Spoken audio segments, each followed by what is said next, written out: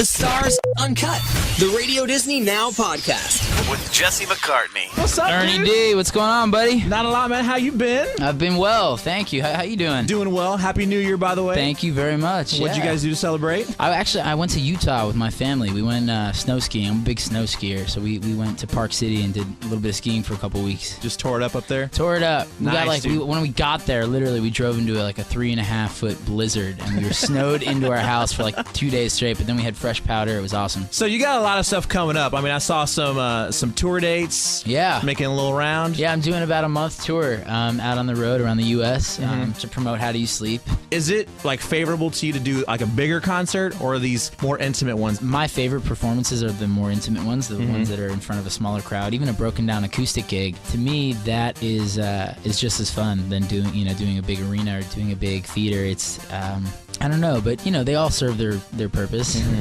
So do you like being able to look at the fans right in front of you, right in their face, rather than standing up on a big stage? Yeah, I mean it's kind of cool, and I think there's that.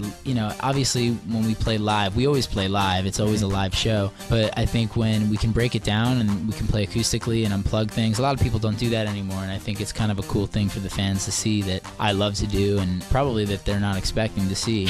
Radio Disney Now podcast Uncut with Jesse McCartney. You're on a CD, Radio Disney Jams 11, with a lot of pretty cool artists. Taylor Swift on here. Yeah. Jonas Brothers, Miley. Yeah. If you could pick any one of these artists to do a duet with, who would it be, do you think? What artist would I pick to do a duet with? I don't know. Me, man, I'd want to Honestly, I think Taylor Swift. Yeah, I think that's what I was gonna she's say. the jam, man. She's an amazing songwriter for being, how old is she? 18? 18 years old, and I just really respect that. I think some of the first songs I wrote, I was 16, 17, 18. Right. So you guys have They didn't start getting okay until I was about 18. I think I actually started writing a song at 13 and just no one would listen. But no, Taylor's awesome, man. I love her music. I think she's super talented. So if you could give anybody, or Taylor in particular, I guess, any songwriting advice, what would it be? I think and she's good at it, but just being honest, I think when the fans see an artist perform and they can see something honest coming out of them, whether it's fun, it's maybe, a swagger record, even if it's something kind of kitschy, it's still them, as long as it's honest and true to the person, I think it's a win. Because that would be kind of hot, though, you and Taylor Swift. Get a little country style. It'd be cool. Throw a little R&B flavor into it. Yeah. Radio Disney Now podcast Uncut with Jesse McCartney. So, dude, your new song, How Do You Sleep? Tell me about that song real quick, because it's a brand new song, obviously. Brand new song. It's kind of a mid-tempo to ballad, but it's more about the feel of the record. It's got this epic sounding drum pattern. It was produced by Sean Garrett, who is an amazing singer-songwriter producer, and it was actually the last record recorded for the album. It was that record that made me think okay, I'm finished with this album. So how did this come out? Did you write this song, or did you help write it? No, Sean Garrett wrote this one. I wrote a lot of songs on this record, but this one in particular was written by Sean, who is a really well-respected writer and one of those guys that I had always looked up to when I was a kid. And I did, when I was going into this album, I did a lot of research, all the big records or records that I thought were really great. I wanted to know who wrote them, and I sort of made a shopping list of writers, and Sean was at the top of that list. So it was great collaborating with him.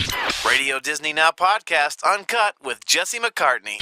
So did you take voice lessons when you were younger, too? I never took any formal lessons until I actually, ironically enough, got a deal. Got signed, and then I was like, you know what? I'm about to go on tour, and I have to sing for an hour and a half every night. Right. I don't think I can do that. And so I went to this guy. His name is Seth Riggs, and he's known for being one of the best vocal trainers ever. I mean, he actually patented, which I don't know if you can believe this, the style of warming up, which is that la la la la la la la la. Really? All that. So he's getting paid right now because you're singing exactly. He created it. And this dude is he's not young. He's an older guy, and he can hit Mariah Carey notes. This guy's insane. And he just helped sort of strengthen the voice so that when I went out on tour, I could do 4 or 5 shows a week and sing for an hour and a half at a pop and not strain my voice. Right. So is it true? Is your voice like a muscle? The more you work it out, the stronger it gets? It is a muscle. It is a muscle. So when you sing, you're using that muscle, and to strengthen it, you have to strengthen it like you would when you're working a bicep or any other muscle in your body. So